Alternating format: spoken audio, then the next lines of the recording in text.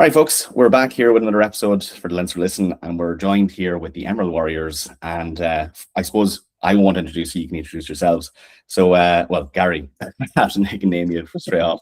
Do you want to just give me your name and your role at the club, I suppose?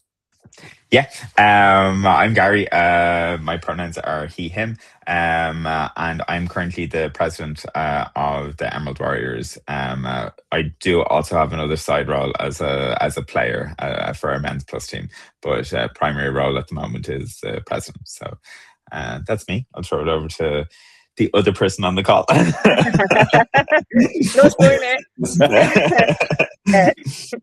So I'm Maz, and I'm currently the vice president of the club, and I also try to juggle between player and committee roles. So yeah. Yeah, 100% fair play. Yeah, it's actually a fun note there. I actually did play against the Emerald Warriors with Guinness RFC, so I might have met you on the pitch, Gary, at some stage. Definitely, I'd say you've probably brought me to the ground a good few times on that, because I was absolutely useless rugby player, more of a bounding like elephant on the pitch, unfortunately. Hey, that's the joys of rugby. There's a place for everyone on the pitch. 100%. The only joy I didn't have at that point was that it was on an Astro pitch, and we're fond of the Astro. So I was tore up for the next week and a half after that. No, fantastic, guys. Yeah, thanks so much, and thanks again for joining. I suppose we'll start off really simple with the questions here. And when was the club founded, Gary, if you had that? Yeah, so the club was founded back in 2003, so about 23 years ago now. And it started off at the War Memorial Gardens up in Island Bridge. And a couple of lads got together out of the boot of a car, basically, and they were just looking for some green space. An ad was put in the local paper, and I suppose from then it started with, I think, 4 or 5 people. Some of them are actually still involved as trustees of the club now, but to see where we've come 23 years later has been pretty incredible. Yeah, that's I suppose that's the beauty of grassroots. It's proper grassroots. If you're getting your gear out of the back of a boot to go playing Island Bridge for the crack of it with a couple of the lads. So no, fantastic. It's really nice to hear those, such a strange way to get a club founded, where it's just completely natural. We had nothing to do on this Saturday evening. I might as well throw a rugby ball around and get cracking. And you've grown so much since then. I know the club, obviously, as I said, personally on the pitch, but it's great to see in your socials are obviously fantastic. So maybe that's the natural progression there from being in the back of a boot into Instagram famous nearly. I hope Instagram famous for all the right reasons. Yeah. Of course, always. But yeah, like any fame is good fame, I suppose, in that sense, isn't it? This is true. This is true. You got to latch onto it while you have it. But yeah, we've been all around Dublin. I suppose we got kicked out of Phoenix Park for training there a few times in the very early days. Yeah. We were in Suttonians out in Sutton. We trained out of St. Mary's in Temple Ogue. We had a couple of training sessions in Clontarf, actually, back in 2019. But I know we're based out of Belvedere in Drumcondra at the moment, but also our main grounds that we rent is the high school in Rathgar. So kind of central enough for a lot of our members. It's accessible by public transport and all of that. So it suits our demographic at the moment, I suppose. Yeah, it's an interesting one there, I suppose, when you say the public transport network. And even from my own club, Guinness, we had people coming from all over. It wasn't just people down the road or people in Crumlin or Drimna. You're having people coming from the south of Dublin on the bus, up for the training sessions, up for the games. And it's lovely to bring the community together in that sense, because you just get to talk to people who are just from completely different areas. Obviously, I'm from Westmeath myself, moved off to Dublin, so I didn't commute obviously from Westmeath for those games, but it was nice to see in that the community can come together and they have that opportunity to go kind of anywhere. No, fantastic. Yeah, I suppose Maz, from that, like obviously there's huge information there in terms of what makes you different, but maybe in a line, could you describe what makes your club different to others, I suppose, around Dublin?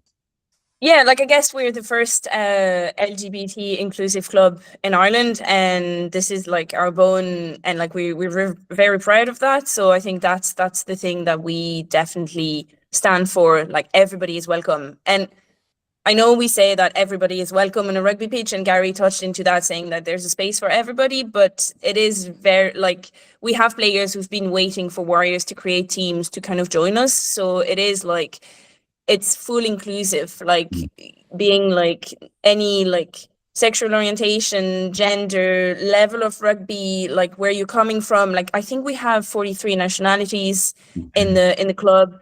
If you can't count our players and non-players, we're going from like 21 to 73 years old, and we have like all of the sexual orientations as well represented. So it's really what we want to push forward, is like we are fully inclusive club. Yeah, 100%. And it's fantastic, and it's one of the lovely points I've always noted about you. It is such a lovely inclusive club to have, and you need that space as well. And not that rugby isn't inclusive. We know we've been tried and tested for inclusivity across the board, but I think in the last maybe 15 years, it kind of was taking a back burner there for a while. I think it wasn't until Nigel Owens, really, that whole news story that came out, and people were, oh no, there's no way, and then I think from then people started to say, well, actually, it's wrong to think of that as a man's sport kind of thing, or and all those different flows that were coming through social media. So it's fantastic work you're doing, and I do want to commend you for it. And I've always had a great time playing Emerald Warriors, even though they're absolutely annihilating on the pitch. So it's great to see, But yeah, I suppose, and Maz, on that, the women's setup there. So can you describe what the women's setup is for Emerald Warriors? Yeah, so at the moment we have one women's team, women's plus team that was created back in 2023. So it's going to get into its 4th season in September, and it's a team that is open to anybody who would identify as a woman, as well as like non-binary players. And as I said, we had women's who were following the Warriors for so many years, and as soon as the women's plus team opened, they came and joined rugby for the first time, like in their 30s. So we're in Division 4 at the moment, and which is like only 3 years in, going for our 4th year. So we've done like a pretty good job so far at like getting people involved and maintaining people as well. Yeah, nice, man. Yeah, 100%. I suppose just for any listener that might know the division set up, how many divisions are there then in the women's league? 6 divisions. Fantastic. So in 4 years, Dublin, actually went up from the Division 6 out of Division 4. 100%. Yeah. That's fantastic. So it definitely shows that there's commitment there, and people want to play as well. Funny enough that people in their 30s have come forward and want to start. I actually only started rugby for the first time ever when I was just on the cusp of 30, which was obviously a dangerous time to really to decide to start rugby. But it was fantastic, and it was something that I really just wanted to do. So it's great to hear that you have that same, status of people coming forward for that. Yeah. Like one player asked us on her first training if she was allowed to tackle people if they didn't have the ball. So we had players coming with any type of level as well. So It was very interesting to welcome all of those people who wanted to try but never got a chance. Exactly, yeah. And I hope he told her that, she can tackle, but just don't let the referee see yes. That's what the main thing is, right? Yeah. Yeah. No, I don't condone any of that, just in case anyone takes that into the rule book. I suppose, you talked there about, obviously, when you took over, and, social media has changed clubs massively, I think, in the last maybe 5 years. So, Gary, I suppose to you, like, how has your club changed maybe in the era of social media, so in the last 5 years forward?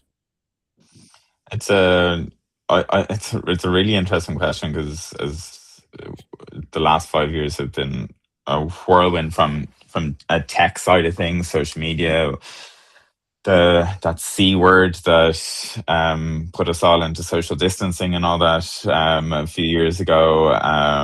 So the last 5 years has been a very much a wild time for us from our social media side of things, and We've branched out into TikTok. We still have a very strong following, I suppose, on Instagram, and our Instagram and Facebook would have pivoted. Probably in those last 5 years, Facebook would have been the go-to, and it's definitely more Instagram. But a lot of our newer members have always come to us via social media. A lot of our members, and it goes hand in hand in being an IGR, International Gay Rugby affiliated club, and part of that community, that we've a lot of members who might move to Ireland from it, who might play rugby with, say, the King's Cross Steelers in London. They're moving back to Dublin, or moving to Dublin, and they have no community base, but they know, oh, I played rugby, there's a good community there, and they'll come down and play with us. So they'll get in touch from our socials. So there's a massive network from that side of things. And then we also have, being the type of club we have, or the type of club we are in terms of the inclusivity element, we have a lot of people who will reach out to us on social media and say, hey, I'm moving to Dublin for work or whatever. I don't really have any friends. I just want to join the club just to meet people. And they're using that as an avenue to build up their own community. And they come down for their first training session. Again, to Maz's point, whether they've played rugby before or they haven't, they come down and they're exposed to, we're touching on about 250 members at the moment, between training sessions, match days, our tag side, our pavilion membership. There's always different groups of people. You're not going to get on with everyone, but you're able to find your own tribe, your own people, your own community within that group. We've had members who've got in touch from social media, and they've found best friends for life, that they see each other at training, but they actually spend more time with each other outside of training. So it's great to be able to see that that's the effect that social media has driven for us to facilitate for our members. Yeah, and that's massive, isn't it? Right? It's really all about building community, and when you have that social media aspect, your community does actually become worldwide. It's not just your local community, which is, I suppose, all these early day rugby clubs would have literally just been the local community. I know for one, Guinness definitely benefits from the French community, because I think at one point there was more French lads playing on the pitch than there was Irish lads. So it was great because you got to just learn everything that they went through in life, and you wouldn't get that aspect. And still talking to a load of lads there that have since moved back to France.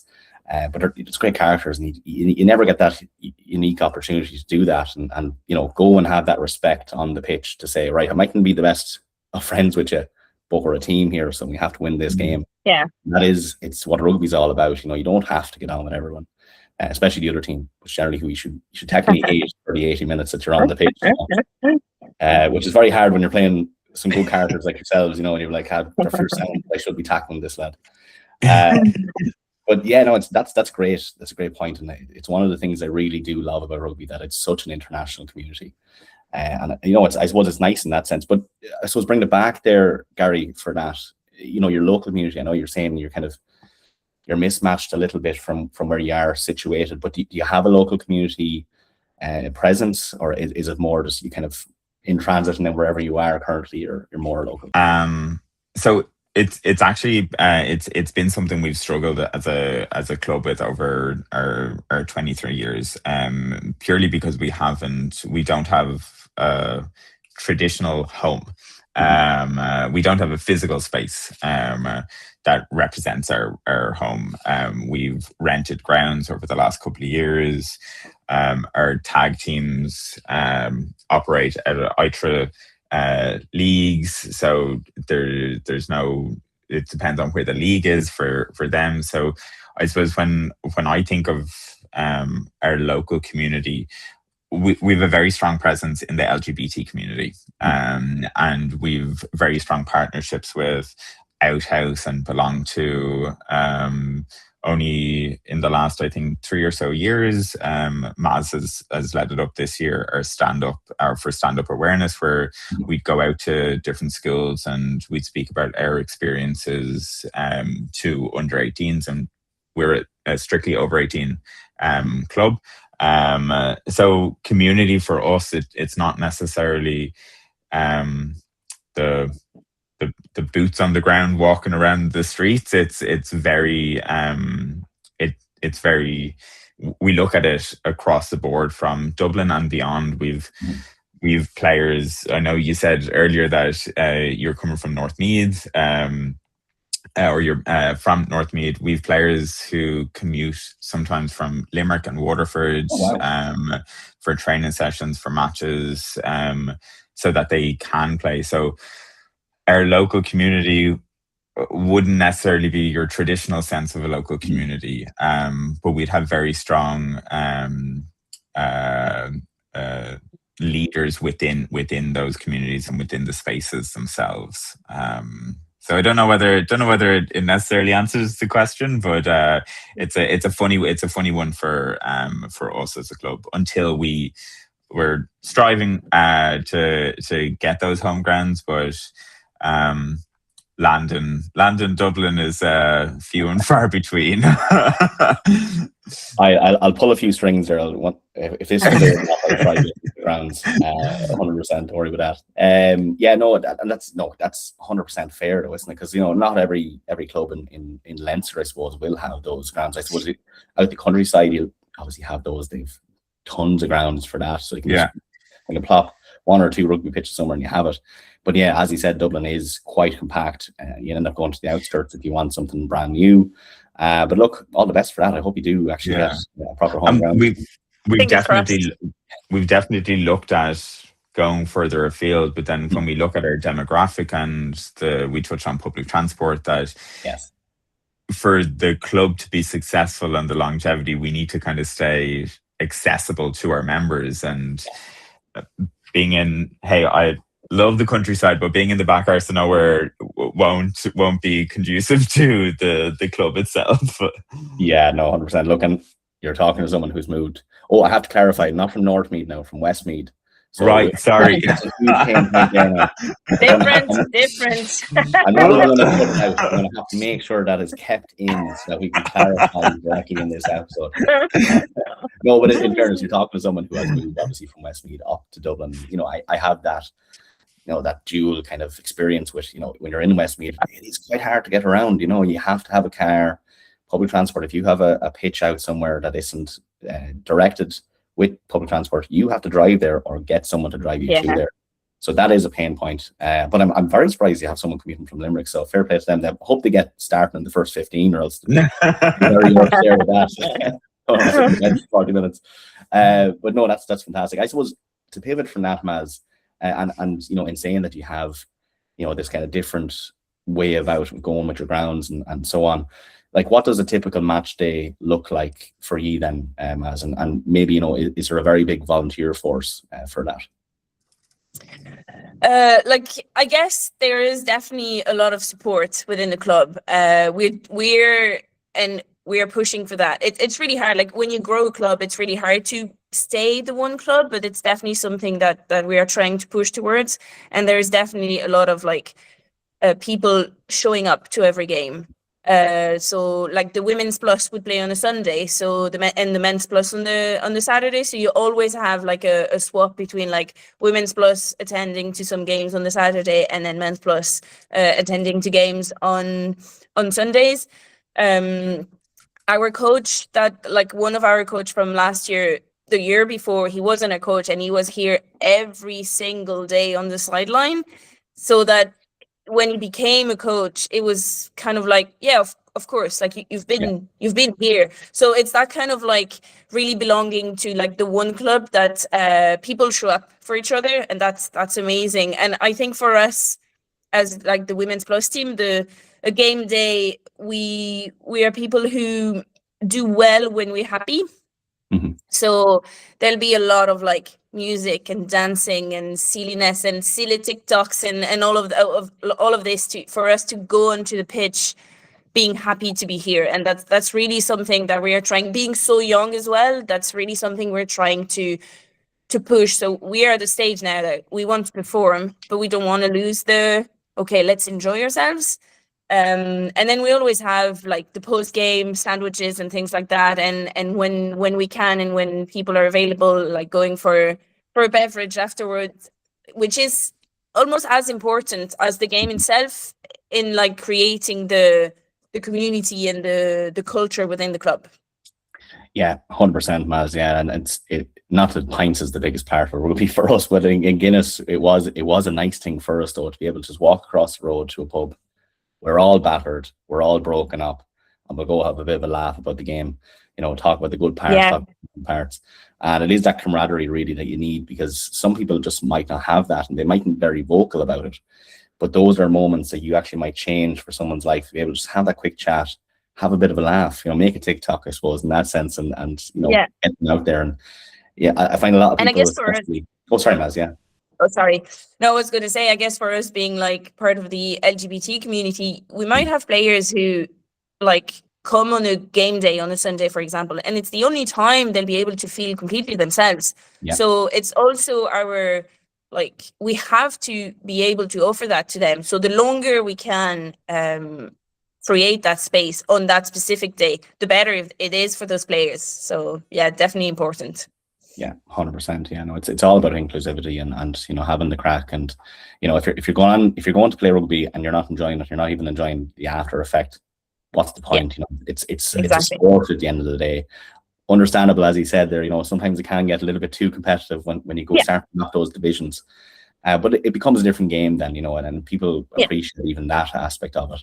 I know the lads down in Guinness, we met at a fair bit up that division table, but we had two teams at one point, and there was what we called the social league, which was one of them, which ended up actually being even more competitive than the other one, because we were just slightly more close to the other team. So I don't know how it works out like that, but it was great crack after. You'd have all the lads coming out and just you'd nearly want to just stay with them for a week then after. Like actually, exactly the scene. Fantastic. Yeah, I suppose, Gary, I'll start with you with this, and it's going to be a question for both of you in that sense. And I suppose going from the men's divisions and the women's divisions.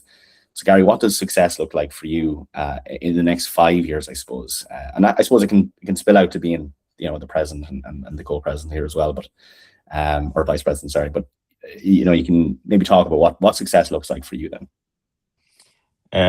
That's It's a very large question. maybe we'll hold it down. Maybe the next 2 years, maybe 5 years. There's a lot of potential successes that I'd love to see the club participate in or achieve as a whole. At the moment, we're bidding for the Bingham tournament, which is in Australia this year. We've our women's team gone over to compete in that and won men's plus player. It would be great to come home with silverware. Silverware is always an easy success to jump on, but as Maz pointed out, the leaps and bounds that the women's plus team have come on over the last number of years, and even from like an IGR standing perspective, I'm quietly confident in their ability this year to really put themselves on that stage, even more so than last year in Oslo.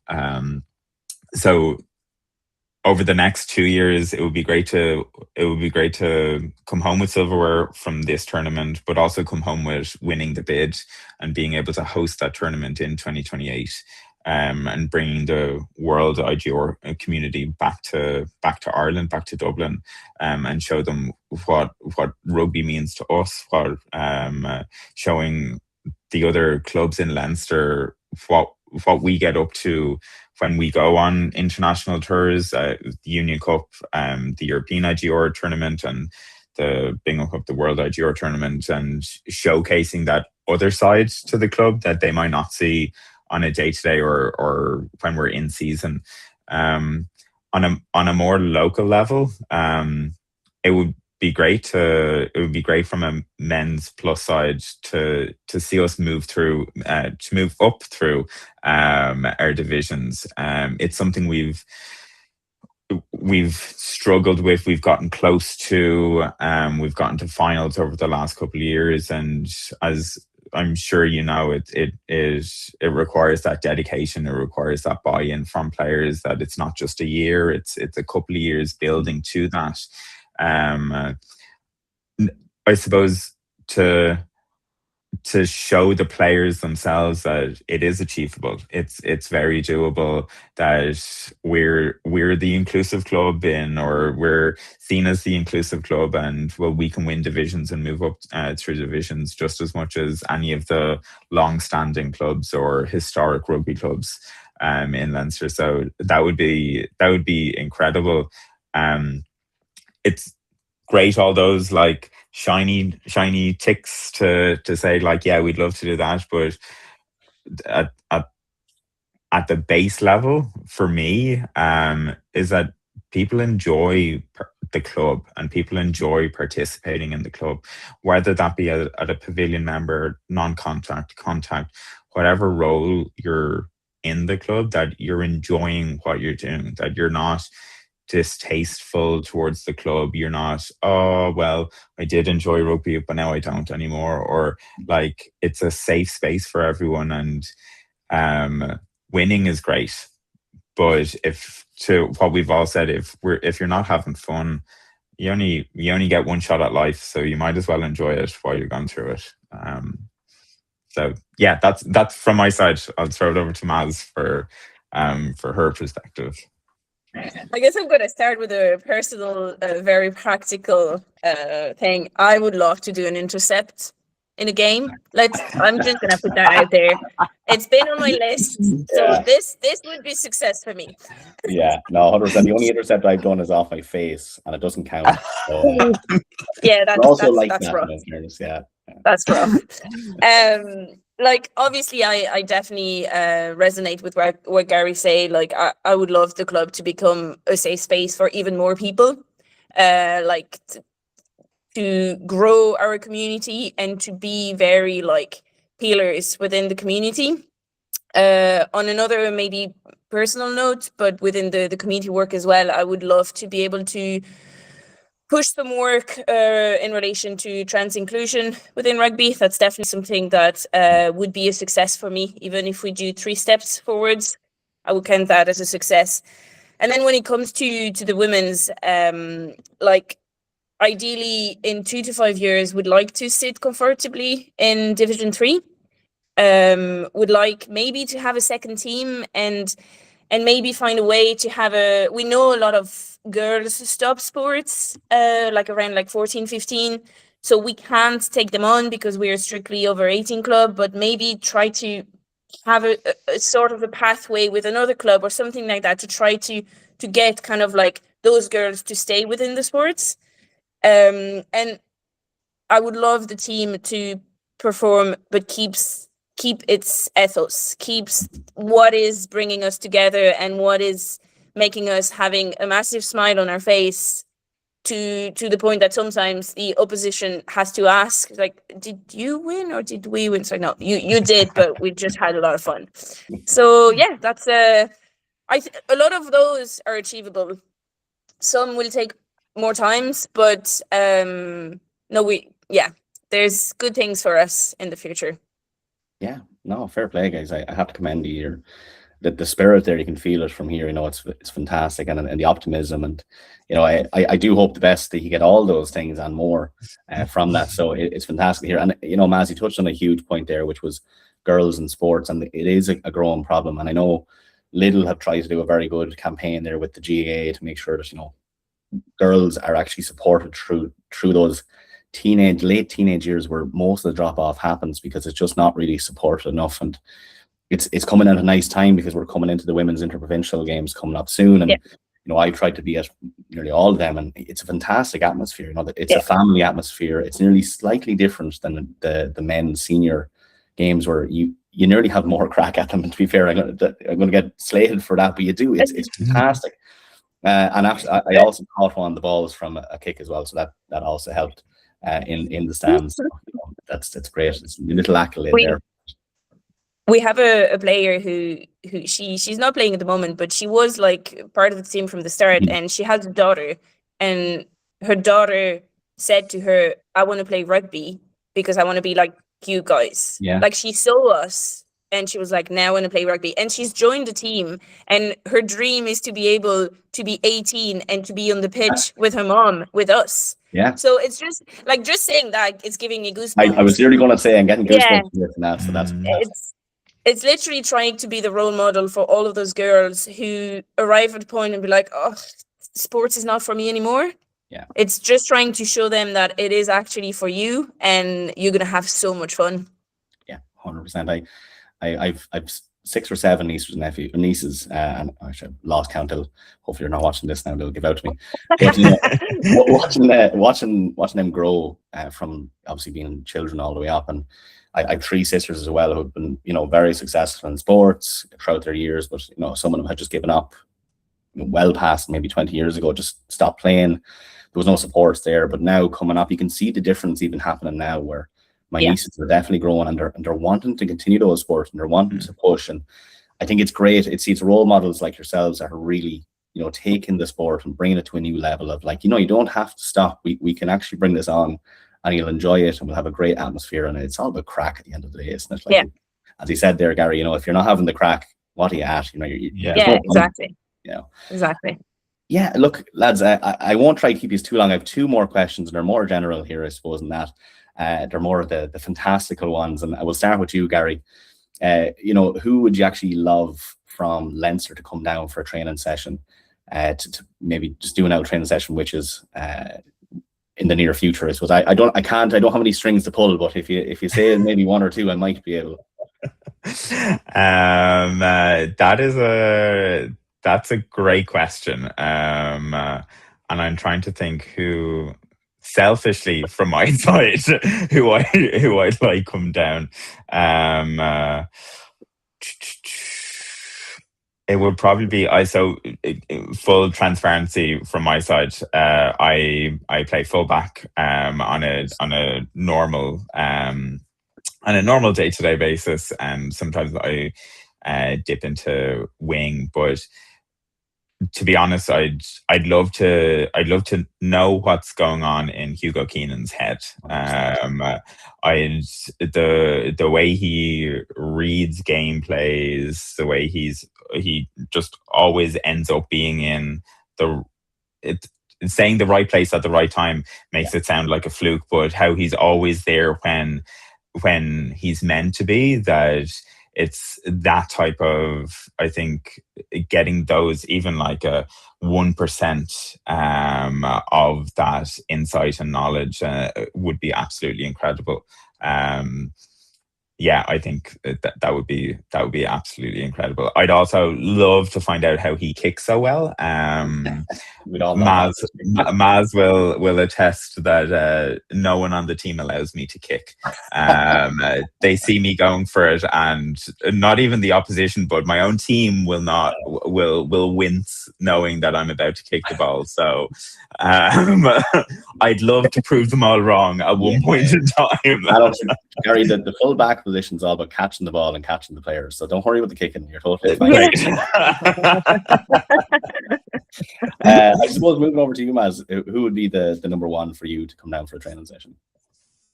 Like, I guess it's I'm going to be fully transparent. I wouldn't know all the players in Leinster myself. I know I hope I'm not going to butcher her name, but Linda Jugang. Yes, Linda Jugang. Yeah, so I'm a back and she's a forward, but I don't know. I just feel like she's so powerful. I love her energy on the pitch, and I love like how she carries the team. Like, so it's definitely something that I would like to kind of get to hear from her. And another one who's not a Leinster player anymore, and she's even moved abroad from Leinster. But like, definitely when we talk about role model at the moment, like Aoife Wafer would be 100%. just not even, I don't even need her to give us a training session, but just chatting with her, like she is definitely the role model that the girls need. And I would love to be able just to chat to her for like 5 minutes. And if she wants to jump on the pitch, like, I wouldn't be against that. But yeah, that would be my two that I have in mind. 100%. Look, I'm going to at them now after this. And if they don't come down, they're not sound at all, and we're going to take them out with the episode after that. No, it's funny you mentioned Linda Dugang, and the first time I saw her play was actually in the Wolfhounds in the Celtic Championship that just went by. And she is a forward. She does not run like a forward. She has some speed. Fantastic. Yeah. I mean, it was crazy just watching her just like melt through like a hot knife through butter into those other forwards. So no, huge players there, and Hugo Keane as well. And personally, I think Bavian Parsons as well, is a fantastic person. All those players, as you said, role models. That's what we need. They're such good characters online. They are such community based. So it's great to see. And if you don't have grassroots rugby, you're at nothing. So they all started somewhere. They could have started in any club, and that's what it's all about. Nice. Folks, look, I'm going to give you a few minutes, and either of you can take it up. I'm going to give you a nice little section to blur about how you go about joining your club, when your training sessions are. I know you might be in pre-season mode here at the moment, but I'll give you the floor, either Gary or Maz, whoever wants to take on that next section. Maz, so I selfishly I'm going to throw this over to Maz because she's run Trojan work on the upcoming season with coaches and players and grounds, and she has a big moment in the tournament coming up. So I think she's best placed to share this one. Thanks, Gary. I guess like the new season is approaching so fast. It's crazy. Like, so we're so excited for it. Like, we have a full team of coaches ready to start and to go on with the season. So our Men's Plus preseason is going to start on the 19th of August, and our Women's Plus is only going to start on the 7th of September, because the team going to the tournament is only coming back at the end of August. So the body needs to rest up. Anybody can turn up. It's literally, so we train every Mondays and Wednesdays in Rathgar in the high school, and on Fridays in Belvedere and Drumcondra.